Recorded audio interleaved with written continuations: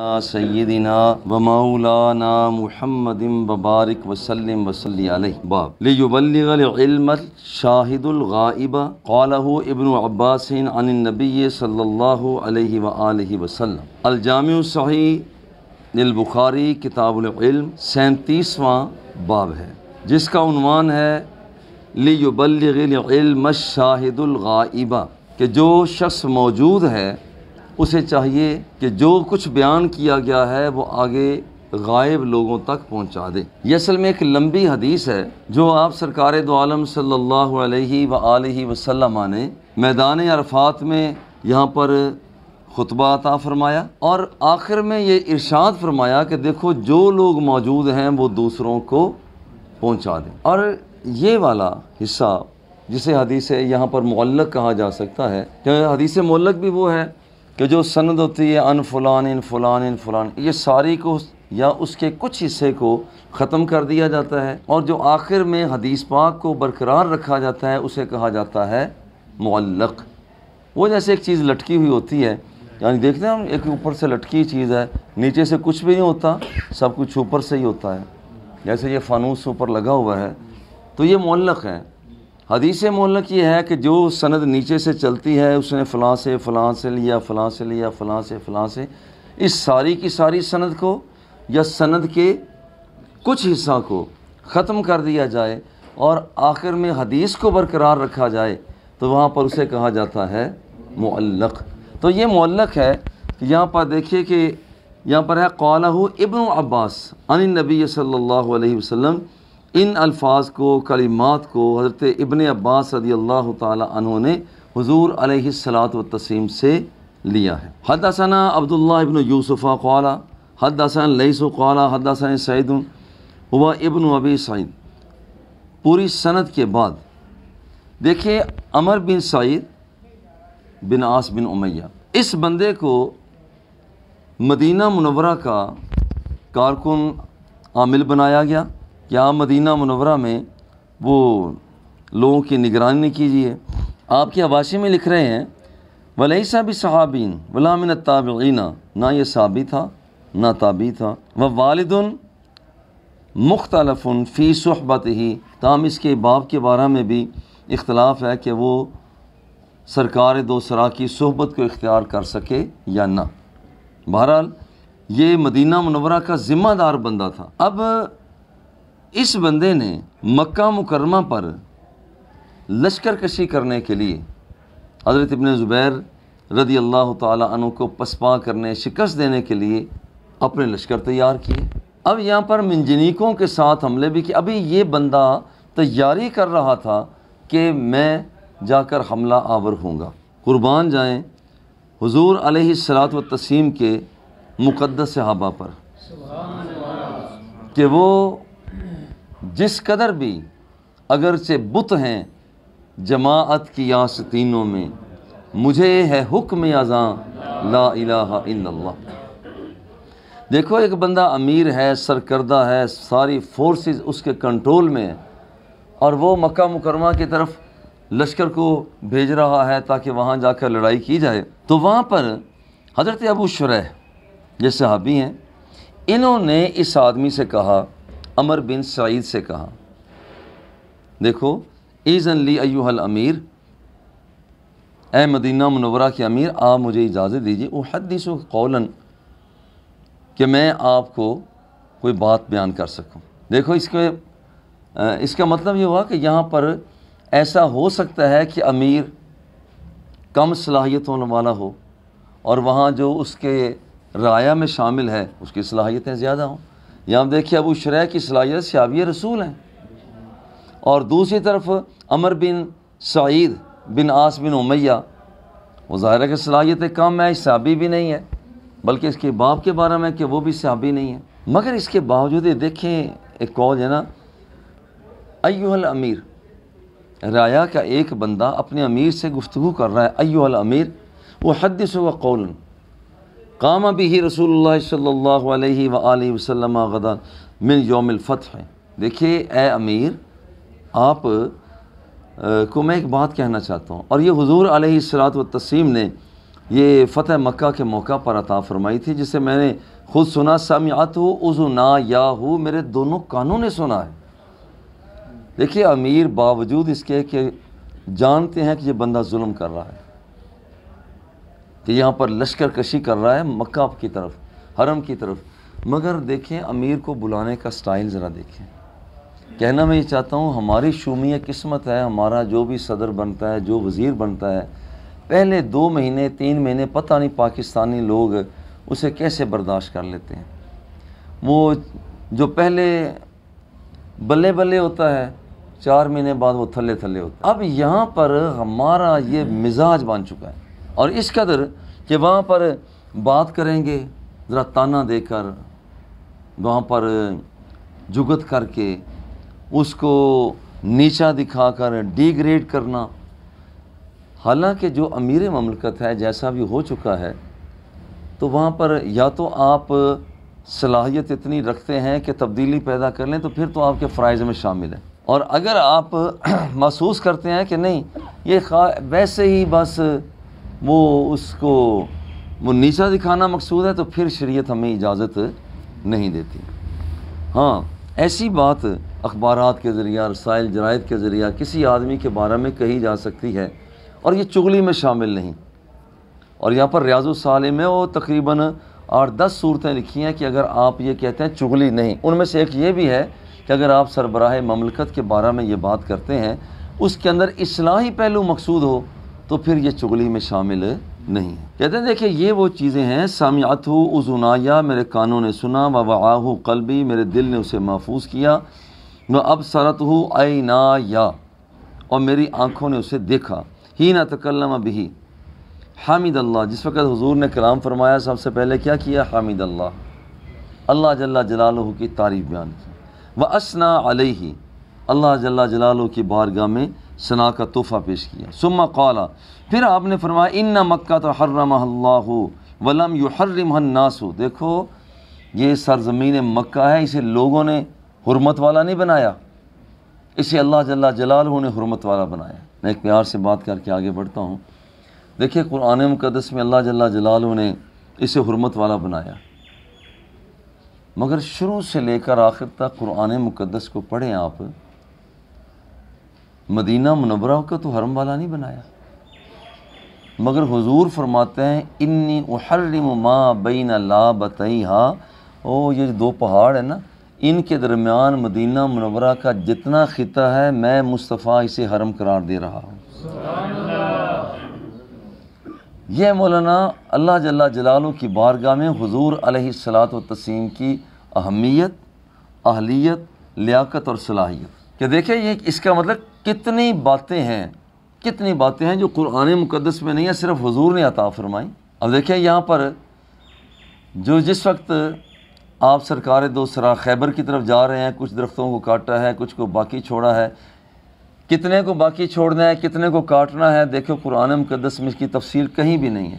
جو میرے مصطفیٰ کے دل میں آتا رہا، حضور علیہ الصلاۃ والتسلیم ان درختوں کو کٹواتے رہے، دل میں آتا رہا کہ اس کو چھوڑ دو، اس کو چھڑواتے رہے، اور جو کچھ حضور نے کیا رب ذوالجلال نے اس پر محبت کی مہر لگا دی۔ جو تو نے کیا ہے، ما قطعتم من لینۃ او ترکتموها قائمۃ علی اصولها فباذن اللہ، یہ سب کچھ جو کچھ بھی ہے سب اللہ کے حکم سے ہوگا۔ ولم یحرمها الناس، تو دیکھنا ولم یحرمها الناس، لوگوں نے اسے حرمت والا قرار نہیں دیا۔ فلا یحل لامرئ یؤمن باللہ والیوم الآخر ان یسفک بها دما، جو اللہ پر قیامت کے دن پر ایمان رکھتا ہے وہ اس کے اندر خون نہیں بہا سکتا۔ اور یہ بڑا مشکل مسئلہ بیان کیا جا رہا ہے۔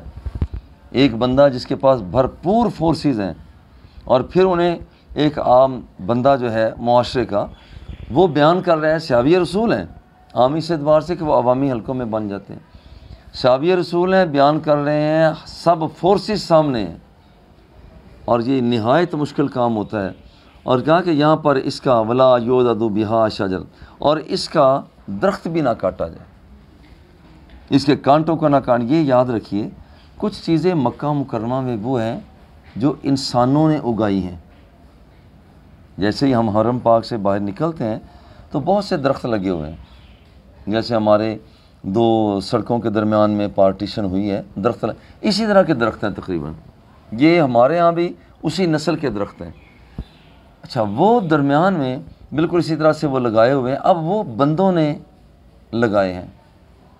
جو درخت بندوں نے لگائے ہیں ان کی چھانٹ کانٹ تراش خراش کی جا سکتی ہے، اور جو جڑی بوٹیاں قدرتی طور پر ہیں انہیں بندہ اکھاڑ نہیں سکتا۔ کانٹا بھی اگ آیا ہے، اکھاڑا نہیں جا سکتا۔ ہاں، وہاں پر جانور چرتے رہیں مگر ایسے حالت میں اسے کوئی آدمی اکھاڑ نہیں سکتا۔ فَإِنْ أَحَدٌ تَرَخَّصَ، اگر کوئی بندہ، اب یہاں پر ابو شریح صحابی رسول ہیں،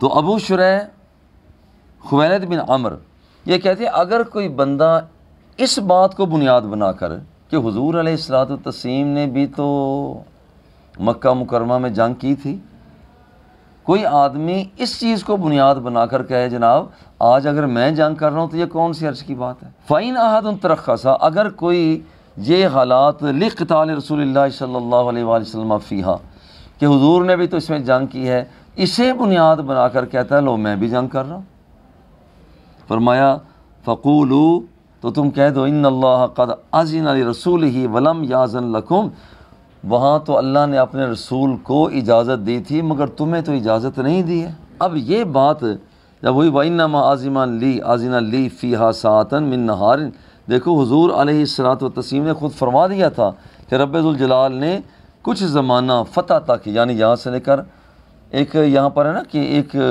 دن کا کچھ حصہ، ایک دو لمحے نہیں بلکہ ایک وقت سے لے کر دوسرے وقت تک اللہ رب العزت نے اجازت دے دی کہ اے میرے حبیب یہ حرم کا علاقہ ہے مگر میں تیرے لیے اس حرم کے علاقے کو بھی حلال قرار دے رہا ہوں۔ دیکھیں کچھ چیزیں ایسی ہیں وہ باقی نبیوں میں نہیں پائی جاتی، صرف حضور علیہ الصلوۃ والتسلیم میں موجود ہیں۔ ایسے نمبر ایک کہ حضور خود فرماتے ہیں کہ اللہ جل جلالہ نے مجھے جامع کلمات عطا فرمائے، اعطیت جوامع الکالمی۔ نمبر دو، اور یہ کسی نبی کے پاس نہیں ہے۔ اور سرکار دوسرا پھر خود فرماتے ہیں کہ وہاں نصرت و نصرت بالرعب، او بڑی شان و شوکت عطا فرمائی ہے، بڑا رعب عطا فرمایا میرے مصطفیٰ کو اللہ نے، گھر سے چلتے بعد میں ہے دشمن کے دل میں خوف پہلے طاری ہو جاتا ہے۔ اور تیسرا فرمایا کہ یہاں وحلت لی الغنائم، اللہ رب العزت نے میرے لیے مال غنیمت کو حلال قرار دیا، جو دشمنوں سے مال لوٹا جاتا پہلے نبیوں کے لیے جائز نہیں تھا اب جائز ہو گیا۔ اور پھر فرمایا کہ یہاں پر وَجُعِلَتْ لِيَ الْأَرْضُ مَسْجِدًا وَطَهُورًا، رب الجلال نے پوری روئے زمین کو میرے لیے مسجد اور طہارت کی جگہ بنا دیا، اور یہ بات بھی کسی نبی کے تھیلے میں نہیں ہے۔ اور پانچویں بات فرمائے وَأُرْسِلْتُ إِلَى الْخَلْقِ كَافَّةً، اللہ جل جلالہ نے مجھے ساری کی ساری کائنات ہر چیز، ارسلت الی الخلق، ناس نہیں کہا بلکہ حضور نے فرمایا مجھے ساری مخلوقات، سب مخلوقات کی طرف رب ذوالجلال نے مجھے نبی بنا کر بھیجا ہے۔ اور پانچویں بات کیا ہے؟ وَخُتِمَ بِيَ النَّبِيُّونَ، باقی نبیوں کے بعد ایک دوسرے کے بعد نبی آتے رہے مگر اب میرے بعد اور کوئی نبی نہیں آ سکتا۔ اب یہ وہ چیزیں ہیں جو رسول اللہ صلی اللہ علیہ وسلم کی خصوصیت ہیں۔ اب دیکھیں کہ یہاں پر وہ قرآن مقدس میں تو رب ذوالجلال نے جو ہمیں عطا فرمایا ہے کہ روزہ توڑنے والے کو لیے اب کیا کرنا ہے، اس نے کیسے خمیازہ بھگتنا ہے۔ ایک صحابی آتے ہیں حضور میرے پاس کچھ بھی نہیں ہے، تفصیل کے ساتھ ہے، آپ نے فرمایا کھجوریں لے جا، خود کھا لے، گھر والوں کو کھلا دے، تیرا کفارہ پھر بھی ادا ہو۔ کل انت و عیالک، جا کر خود کھا لے، گھر والوں کو کھلا دے۔ اب یہاں حضرت ابو بردہ بن نیار کی ایک اپنی جگہ تفصیل ہے، کتنے معاملات ہیں قرآن مقدس میں ایک طرح سے پائے جا رہے ہیں مگر دوسری طرف حضور علیہ الصلوۃ والتسلیم یہ نہیں کہ مقابلے میں سرکار لا رہے ہیں، نہیں، اللہ جل جلالہ نے اپنے نبی کو یہ قوت عطا فرمائی ہے کہ تو کہتا چلا جا میں اسی طرح سے سائن کرتا چلا جاؤں۔ تو یہ اللہ رب العزت کی طرف سے یہ عنایات ہیں۔ ثم عادت حرمتها اليوم كحرمتها بالامس، پھر حضور نے فرمایا دیکھو جو حرمت اس کی پہلے تھی کچھ وقت کے لیے میرے لیے اسے حلال کیا گیا، اب اس کی سابقہ حرمت پھر اسی طرح سے آ چکی ہے۔ اب وہ جو کلمات، وہ الفاظ وہاں پر آ رہے ہیں، وَلْيُبَلِّغِ الشَّاهِدُ الْغَائِبَ، وہ جو اب موجود ہے، یہ وہ جو شروع میں باب آیا، اب یہ حدیث معلق. اب دیکھیں یہ کلمات، حالانکہ حدیث پاک تو لمبی ہے مگر اس کے آخری کلمات کیا ہیں؟ وَلْيُبَلِّغِ الشَّاهِدُ الْغَائِبَ، شاہد بندہ غائب کو وہاں پر اب یہ پیغام پہنچا دے. اور یہی وہ باب کیا ہے، لِيُبَلِّغِ الْعِلْمَ الشَّاهِدُ الْغَائِبَ. فَقِيلَ لِأَبِي شُرَيْحٍ، ابو شریح سے پوچھا کہ اچھا تو آپ نے وہ مدینہ کے جو امیر تھا عمر بن سعید، اتنی بات آپ نے کہہ دی؟ کہا جی میں نے کہہ دی. اچھا تو پھر جواب اس نے کیا دیا؟ اچنبے کی بات تو ہے نا. تو دیکھو نا آج کل اگر کیا کہتا ہے جناب میں نے وزیر اعظم کو یہ بات، اچھا تو نے یہ بات کہی، اچھا انہوں نے کیا کہا؟ میری ملاقات اچانک ایک مرتبہ، میں تو اس وقت پڑھتا تھا ملتان میں، میری اچانک ملاقات صدر ضیاء الحق صاحب سے ہوگی. تو خیر وہ تو چلے گئے، میں نے 2-4 باتیں کی، بعد میں صحافی وہاں پر دوسرے تیسرے، اچھا آپ نے کیا کہا، اچھا انہوں نے کیا کہا، پھر آپ نے کیا کہا. تو وہ بڑی اچنبے کی بات تھی کہ ایک آدمی، چونکہ قریب ان کے مارشاء اللہ کا دور تھا، قریب کوئی بھی نہیں جا رہا تھا. میں نے کہاں بیٹھے؟ انہوں نے کہا جی وہ بیٹھے ہیں. میں سیدھا چلا گیا، السلام علیکم صدر صاحب، یہ آپ کے اچھے کام ہیں، یہ کام مجھے ذرا پسند نہیں ہے. انہوں نے عجیب دیکھا کہ یہ کرتا کہ اس وقت عمر میری چھوٹی تھی، مساف جتنا ہوں گا. تو بعد میں پھر یہ باتیں ہوئیں، انہوں نے کیا. تو دیکھیں یہاں پر جب انہوں نے اپنے دور کے اندر مدینہ کے امیر سے بات کی تو لوگوں نے کہا اچھا آپ نے یہ کہہ دیا؟ جی میں نے کہہ دیا. اچھا انہوں نے کیا کہا؟ اب دیکھیں انہوں نے کیا کہا. ہاں میں تو اس کی شومیہ قسمت کہ ایک صحابی رسول بات کر رہے ہیں. اب ذرا جواب سنیں کہ وہ جواب کیا دیتا ہے. کہتے ہیں انا عالم من کا یا ابا شریح، ابو شریح تجھ سے میں زیادہ جانتا ہوں. دیکھو یہ ہوتی ہے محرومی قسمت. بھائی وہ صحابی رسول جنس کی نگاہوں نے نگاہ مصطفیٰ کو دیکھا ہے، تو اس کا مقابلہ، ان کا مقابلہ کیسے کر سکتا ہے؟ اللہ اکبر. کہا کہ قال انا عالم، جب اس نے کہا کہ میں ابو شریح زیادہ جانتا ہوں تجھ سے، لا تعید عاصیا ولا فارا بدم ولا فارا بخربۃ. اور اس نے کہا کہ دیکھو یہ جو کعبہ ہے نا، یہ کسی گناہ گار کو، کسی بھاگنے والے کو، وہ خون کرنے والے کو، اور وہ کسی مجرم کو یہ پناہ نہیں دیتا. یہ اس کا اپنا نظریہ تھا نا. اسے چاہیے تھا کہ وہاں پر، اب سوال یہ پیدا ہوتا ہے کہ پھر حضور علیہ الصلوۃ والتسلیم نے وہ عمر ابن خطل، وہ چند افراد ایسے تھے، سرکار نے یہ تمہیں جہاں کہیں ملیں پکڑ لینا، انہیں چھوڑنا نہیں ہے. اب بیت اللہ کے پردوں میں ابن خطل لپٹا ہوا تھا. اسے یہ تھا کہ اب کون مجھے چھیڑ سکتا ہے، میں تو یہاں آ گیا ہوں. اسے اتنا پتہ نہیں تھا کہ ان کی راز و نیاز کی باتیں ہو چکی ہیں اور اجازت مل چکی ہے، اسے نہیں پتہ تھا. اب یہاں پر اللہ اکبر، تو وہاں پر اجازت، اور وہاں پر اگر کوئی کہتا ہے ابن خطل کو کیوں مارا، تو وہ تو پردوں میں لپٹا ہوا تھا نا. اس کا جواب یہ دیا جاتا ہے کہ یہاں دیکھیے ابن خطل کو اس وقت اس دورانیے میں مارا کہ جس دورانیہ میں رب ذوالجلال نے حضور علیہ الصلوۃ والتسلیم کو اجازت عطا فرما رکھی تھی. اس لیے اس کے دوران وہ ایک نے کئی بندوں کو قتل کیا گیا، صرف ایک کو تو نہیں قتل کیا گیا. حدثنا عبداللہ ابن عبد الوہاب قال حدثنا حماد ان جو پوری سند کے قال حضور علیہ الصلوۃ والتسلیم نے ارشاد فرمایا فإن دماءکم وأعمالکم، دیکھو تمہارے خون، تمہارے مال. قال محمد بن سیرین یہاں پر یہ کہتے ہیں وَأَحْسِبُ قَالَ وَآرَادَكُمْ، دیکھو تمہارے آراز، تمہاری عزتیں، وہ تمہارے اوپر حرام ہے کہ حرمت یومکم ھذا، جیسے کہ آج کا دن یہ حرام ہے. وشہرکم ھذا، اور یہ تمہارا جو مہینہ حرمت والا ہے یہ حرام ہے. کیونکہ یہاں پر 3 مہینے حرمت والے متوالی ہیں نا، ذیقعد، ذی الحج اور محرم، اور پھر دوسری طرف رجب. تو کہا کہ یہاں پر ھذا الا لیبلغ الشاہد منکم الغائب، دیکھو آگاہ جو لوگ حاضر ہیں وہ غائب تک یہ باتیں پہنچا دیں.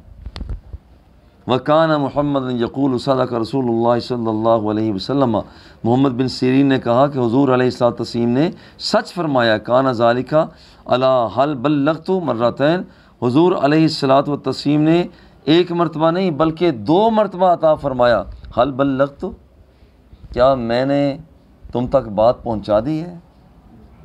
ہاں جی، کیا میں نے تم تک بات پہنچا دی ہے؟ جی ہاں۔ یہ حضور علیہ الصلوۃ والتسلیم نے 1 مرتبہ نہیں 2 مرتبہ ارشاد فرمایا، جس کے مطلب یہ ہے کہ دینی معلومات، دینی باتیں جب آپ کسی کو فراہم کرتے ہیں ایسی دل آویزی کے ساتھ کریں کہ اس کو بات سمجھ آ جائے۔ ہمارے کچھ لڑکے ایسے ہوتے ہیں بات کو بڑی، وہ فن ہی یہ سمجھتے ہیں کہ بات کو تیزی کے ساتھ کیا جائے، مگر یہ فن کی بات نہیں ہے۔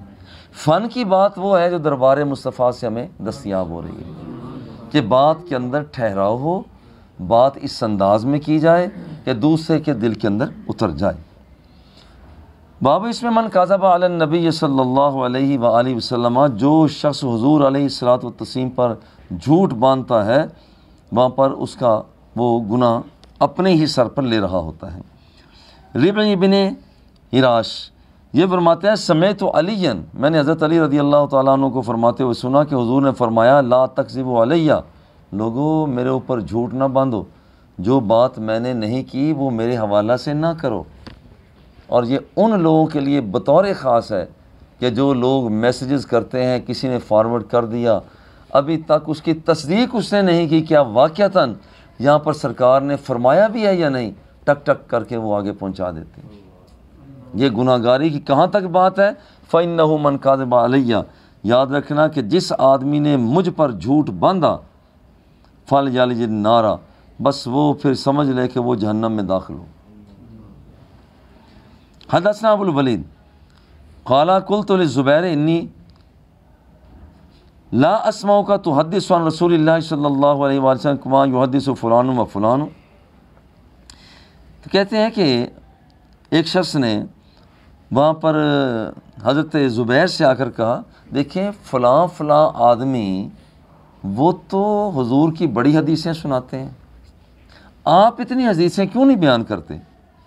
قال اما، آپ نے فرمایا دیکھو یہاں تک میں یہ نہیں چاہتا، ولیکن سمعتہ، کیا وجہ ہے؟ میں نے حضور علیہ الصلوۃ والتسلیم سے سن رکھا ہے من کذب علیہ فلیتبوأ مقعدہ من النار، جو بندہ حضور پر اپنے فرمایا جو بندہ مجھ پر جھوٹ بولتا ہے اسے چاہیے کہ وہ اپنا ٹھکانہ جہنم بنا۔ فلیتبوأ مقعدہ من النار۔ حدثنا ابو معمر کہتے ہیں حضرت انس فرماتے ہیں انہ لا یمنعنی ان احدثکم، حضرت انس فرماتے ہیں مجھے یہ بات مجھے روکتی ہے کہ میں کوئی حدیث بیان کروں، زیادہ حدیثیں میں کیوں نہیں بیان کرتا؟ چونکہ حضور کا یہ ارشاد عالی شان ہے۔ حضور نے کیا فرمایا؟ قال من تعمد علیہ کذبا فلیتبوأ مقعدہ من النار، جو بندہ جان بوجھ کر مجھ پر جھوٹ بولتا ہے اسے چاہیے فلیتبوأ مقعدہ من النار، بس وہ اپنا ٹھکانہ جہنم سمجھ لے۔ حدثنا مکی بن ابراہیم، پوری سند کے بعد حضرت ابن اکوا سلمہ بن اکوا یہ فرماتے ہیں کہ میں نے حضور علیہ الصلوۃ والتسلیم کو فرماتے ہوئے سنا من یقل علیہ ما لم اقل، جو کچھ میں نے بیان نہیں کیا مگر وہ بندہ میرے حوالہ سے بیان کرتا ہے فلیتبوأ مقعدہ من النار، تو وہ اپنا ٹھکانہ جہنم میں بنائے۔ اسی طرح سے پھر آگے فرمایا حضرت ابو ہریرہ رضی اللہ تعالی عنہ، اس کے راوی ہیں، حضور نے فرمایا لا تسموا باسمی، دیکھو میرے نام پر، تسموا باسمی، میرے نام پر نام تو رکھو، کسی کا نام محمد رکھ دیا یہ رکھا جا سکتا ہے، بعض نے شاذ قول یہ ہے کہ نام محمد نہ رکھو، بعض نے کہا کہ جس وقت کنیت بھی کسی کی ابو القاسم ہو، چونکہ حضور کی کنیت بھی ہو تو پھر یہ نام نہ رکھو، مگر حقیقت یہ ہے کہ جب سرکار نے خود اجازت دے دیا تسموا باسمی، میرے نام پر نام رکھو، تو کسی کا نام صرف یہ ہو کہ محمد رکھا جائے وہ رکھا جا سکتا ہے۔ اور یہ ایک حدیث پاک میں نے پڑھی کہ جو شخص محفل کرتا ہے اور مشاورت کرتا ہے اور اس میں کوئی ایسا بندہ شامل نہیں ہے کہ جس کا نام محمد ہو، تو ان لوگوں کو اپنی مشاورت پر پھر خلاصہ اس کا یہ پھر نظر ثانی کرنی چاہیے کہ محمد نام جس بندے کا نام محمد ہے وہ تمہاری مجلس مشاورت میں شامل نہیں ہے، شامل ہونا چاہیے۔ یہی وجہ ہے کہ اپنے نام کے ساتھ اگر کسی کا نام نہیں بھی ہے تو وہاں پر لفظ اسم محمد وہ ساتھ ضرور لکھیے۔ قال تسموا باسمی ولا تقتنوا بکنیتی، ہاں میری کنیت نہ رکھو، ابو القاسم نہ کہو۔ ومن رآنی فی المنام فقد رآنی، جس نے خواب کے اندر مجھے دیکھا اس سے مجھے ہی دیکھا، چونکہ شیطان وہ میری صورت میں متمثل نہیں ہو سکتا۔ ومن کذب علیہ متعمدا، جس نے جان بوجھ کر مجھ پر جھوٹ باندھا ہے وہ اپنا ٹھکانہ جہنم بنائے۔ یہی وجہ ہے کہ جب کوئی بندہ حدیث بیان کرتا ہے تو آخر میں یوں کہہ دیا کرے او کما قال رسول اللہ صلی اللہ علیہ وسلم، جو میں نے الفاظ کیا یا تو یہی ہے یا جیسے سرکار نے فرمایا ہے، تاکہ جھوٹ سے پیچھے آ سکے۔ وصلی اللہ تعالی علی حبیبہ و آلہ و اصحابہ۔